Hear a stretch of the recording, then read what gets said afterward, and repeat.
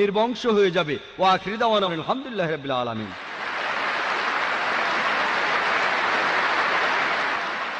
আমার নাম রামকৃষ্ণ, আমি ফিজিওথেরাপি ছাত্র।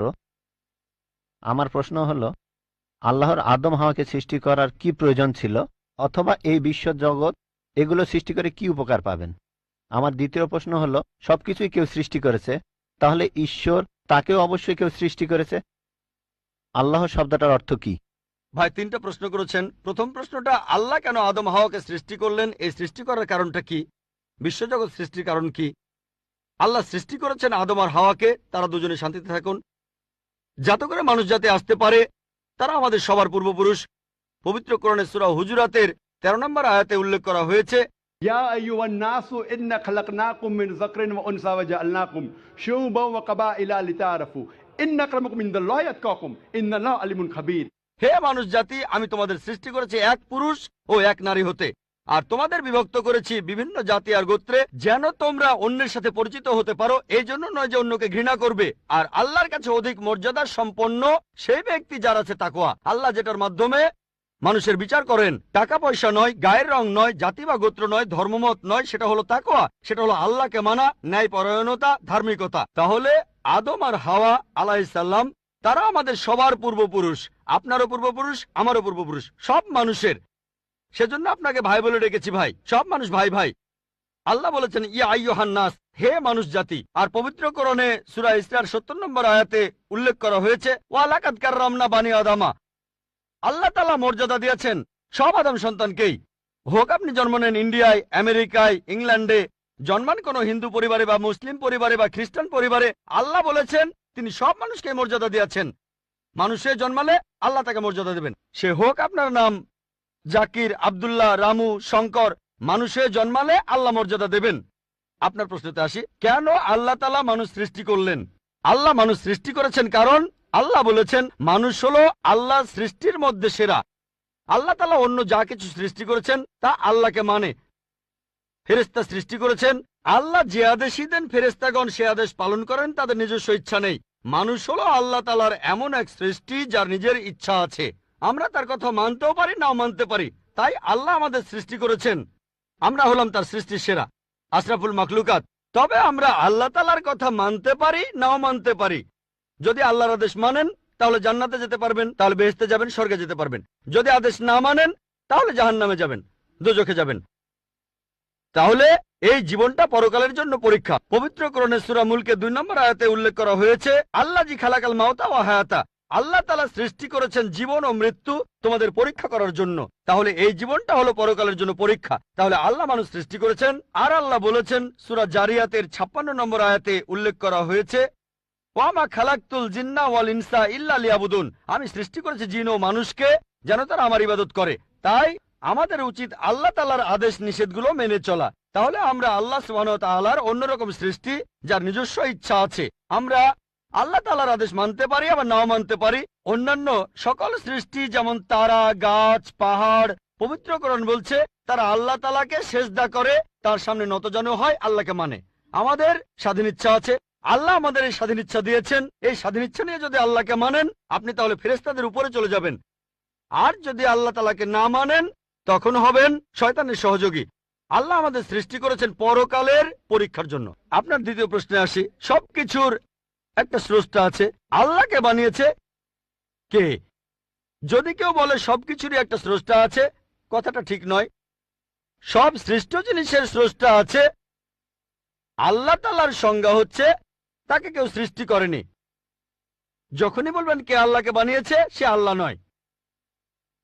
আল্লাহ তাআলার সংজ্ঞা হচ্ছে তিনি সৃষ্টি হননি। ধরেন এক লোক আপনাকে বলল যে ভাই, আমার বন্ধু জন, সে হাসপাতালে ভর্তি হয়েছে, সে একটা বাচ্চার জন্ম দিয়েছে।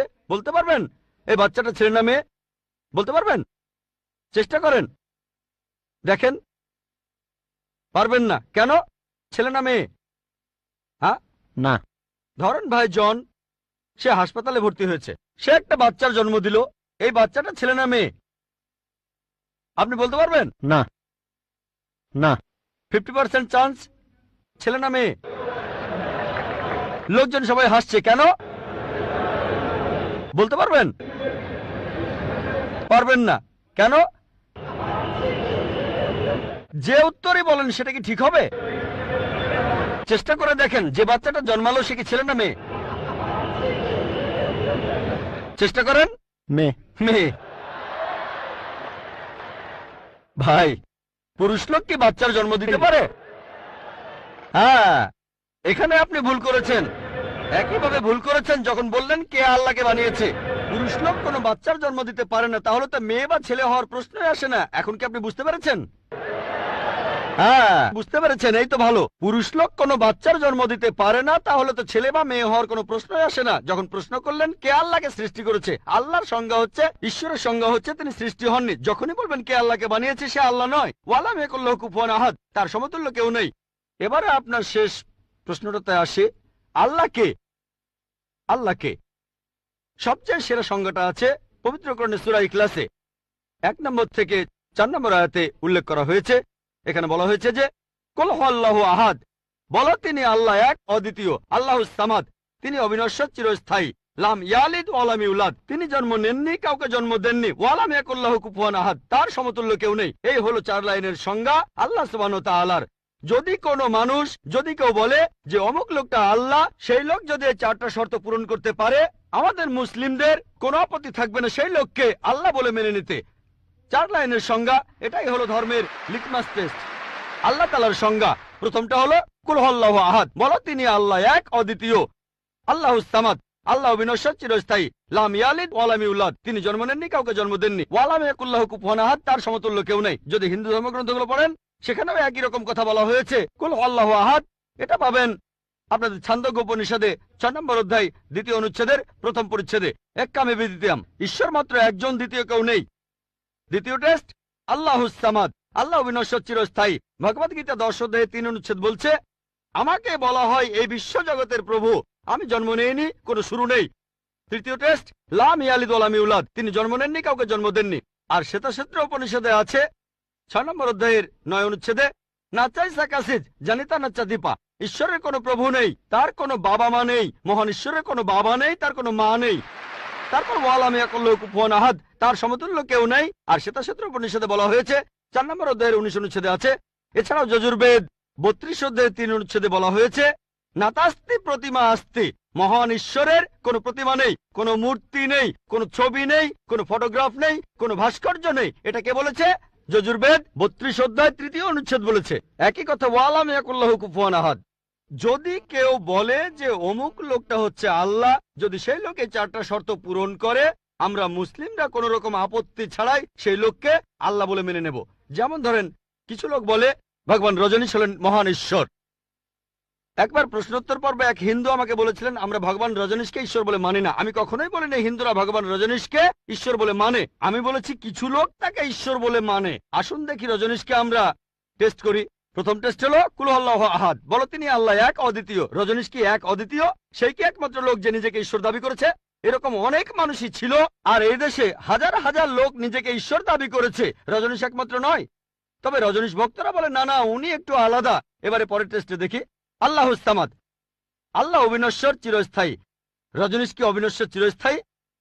আমরা তার জীবনী থেকে জানি, তার আত্মজীবনী থেকে। রজনীশ ভুগছিলেন অ্যাজমা, ডায়াবেটিস আর পিঠের ব্যথায়। চিন্তা করেন, মহান ঈশ্বরের হয়েছে অ্যাজমা, ডায়াবেটিস, পিঠের ব্যথা। তৃতীয় টেস্ট লাম ইয়ালিদ ওয়া লাম ইউলাদ, তিনি জন্ম নেননি, কাউকে জন্ম দেননি। ভগবান রজনীশ জন্মেছিলেন মধ্যপ্রদেশে, তার বাবা মাও ছিলেন। 1981 সালে তিনি আমেরিকায় গেলেন, ইউএসএ। তখন হাজারো আমেরিকান তার ভক্ত হয়ে গেল। তারপর আমেরিকার অরিগন প্রদেশে তিনি বানালেন একটা সেন্টার, আর তার নাম দিলেন রজনীশপুরম, তার গ্রাম। পরবর্তীতে আমেরিকান সরকার তাকে অ্যারেস্ট করে কারাবন্দী করে রাখলো। রজনীশ বলতো যে আমেরিকান সরকার তাকে স্লো পয়জনিং করেছে। চিন্তা করেন, মহান ঈশ্বরকে স্লো পয়জনিং করা হয়েছে। 1985 সালে আমেরিকান সরকার তাকে বের করে দিলে সে ইন্ডিয়ায় চলে আসে। তারপর এখানে পুনায় সে আরেকটা সেন্টার খুললো, আর তার নাম দেওয়া হলো ওশো কমিউন। যদি রজনীশের সমাধির কাছে কখনো যান, তার সমাধির উপরে লেখা আছে ভগবান রজনীশ ওশো। কখনো জন্মাননি, কখনো মরেননি, তবে পৃথিবীতে ভ্রমণ করেছেন 1931 সালের 11 ডিসেম্বর থেকে 1990 সালের 31শে জানুয়ারি পর্যন্ত। কখনো জন্মাননি, কখনো মরেননি, তবে পৃথিবীতে ভ্রমণ করেছেন 1931 সালের 11 ডিসেম্বর থেকে 1990 সালের 31শে জানুয়ারি পর্যন্ত তার সমাধিতে এটা লিখতে ভুলে গেছে যে পৃথিবীর 21টা দেশ তাকে ভিসা দেয়নি। মহান ঈশ্বর আসলেন এই পৃথিবী ঘোরার জন্য, বিভিন্ন দেশে যাওয়ার জন্য তার নাকি ভিসাও লাগে। তখন গ্রিসের আর্কবিশপ বলেছিলেন, যদি রজনীশকে এই দেশ থেকে তাড়িয়ে না দেওয়া হয়, আগে তার ঘর পোড়াবো, তারপর ভক্তদের ঘর পোড়াবো। শেষ টেস্ট ওয়ালাম ইয়াকুল্লাহু কুফুয়ান আহাদ। পরীক্ষাটা এতই কঠিন যে একমাত্র আল্লাহ ছাড়া কেউই পাশ করবে না। যখনই আল্লাহর সাথে কারো তুলনা করবেন, সে আল্লাহ নয়। ওয়ালাম ইয়াকুল্লাহু কুফুয়ান আহাদ। এখন ভগবান রজনীশ অন্য অনেক মানুষের মতো মুখে দাড়ি ছিল, একটা নাক, দুটো চোখ, দুটো কান, দুটো হাত। যখন আল্লাহর সাথে পৃথিবীর কোনো কিছুর তুলনা করবেন, সে আল্লাহ নয়। ওয়ালাম ইয়াকুল্লাহু কুফুয়ান আহাদ। যদি কেউ বলে যে আল্লাহ তাআলা 1000 গুণ বেশি শক্তিশালী, আপনারা কি শোয়ার্জনেগারের নাম শুনেছেন? এই লোকের নাম কখনো শুনেছেন? কখনো শুনেছেন তার নাম? এই লোক একটা সময় ছিল মিস্টার ওয়ার্ল্ড, মিস্টার ইউনিভার্স, পৃথিবীর সবচেয়ে শক্তিশালী লোক, বিশ্বজগতের সবচেয়ে শক্তিশালী লোক। যখনই আল্লাহকে তুলনা করবেন কোনো কিছুর সাথে, হোক সেটা আর্নল্ড শোয়ার্জনেগার, হোক সেটা দারা সিং, হোক সেটা কিং কং, হোক সেটা 1000 গুণ বা লক্ষ গুণ, যখনই আল্লাহর সাথে এই পৃথিবীর কোনো কিছুর তুলনা করবেন, সে আল্লাহ নয়। ওয়ালাম ইয়াকুল্লাহু কুফুয়ান আহাদ। তার সমতুল্য কেউ নাই। তাহলে এই হলো 4 লাইনের সংজ্ঞা আল্লাহ সুবহানাহু ওয়া তাআলার পবিত্র কোরআনে আছে। আপনি যে ঈশ্বরের পূজা করছেন, ভাই, সেই ঈশ্বরকে সূরা ইখলাস দিয়ে টেস্ট করুন। যদি তিনি পাশ করেন, তাহলে সত্যিকারের ঈশ্বর, তা না হলে নকল ঈশ্বর। প্রশ্ন বাম দিকের মাইক থেকে। ডক্টর জাকির নায়েক, আমার নাম জেরি থমাস, আমি